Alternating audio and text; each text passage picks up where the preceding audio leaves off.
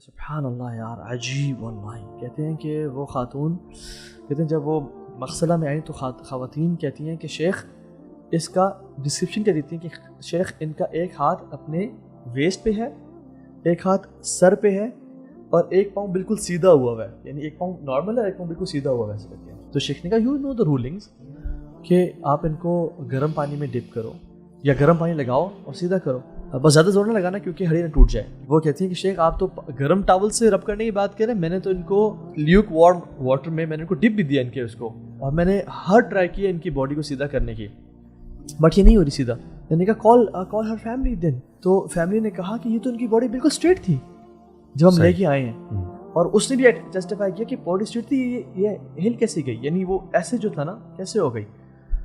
Multiple try کی ان کو وہ نہیں ہوئی. خیر ان نے اسی طرح سے ان کو غسل دیا, اسی طرح سے ان کو کفن دیا اور اسی طرح سے دفنا دیا ان کو. بٹ وہ ان کے ریلیٹیو سے اگین وہ اپنا انہوں نے پریکٹس کی اور کہا کہ یہ کیوں ایسے ہوئی, جب she was a dead body she was straight, when مغسلہ میں آئی تو یہ باڈی ایسی ہوگی, اور ایسے ان کو انہوں نے دفن کیا. کہتے ہیں کہ ان کی ماں کہتی ہیں کہ she used to listen music like crazy. کہتی ہیں اپنے چھوٹے بھائی کو نا پیسے دے کے بیچتی ہیں کہ تم اپنے لیے بھی کچھ لے لینا, اور جو کارنر شاپ ہے نا وہ سی ڈیز اور کیسٹس بھی لے کے آنا. And she used to wear a headphone and she used to listen to music day and night. Music addict تھی وہ, binge listening to music. How she died? کہتے ہم شادی پہ گئے ہوئے تھے اور جنرلی میوزک چل رہا تھا, people were dancing. تو اس کا جو ڈانس تھا سب سے اچھا تھا, تو ہم نے سب سے کہا کہ تم آ کے اسٹیج پہ ڈانس کرو. So she started dancing on the stage.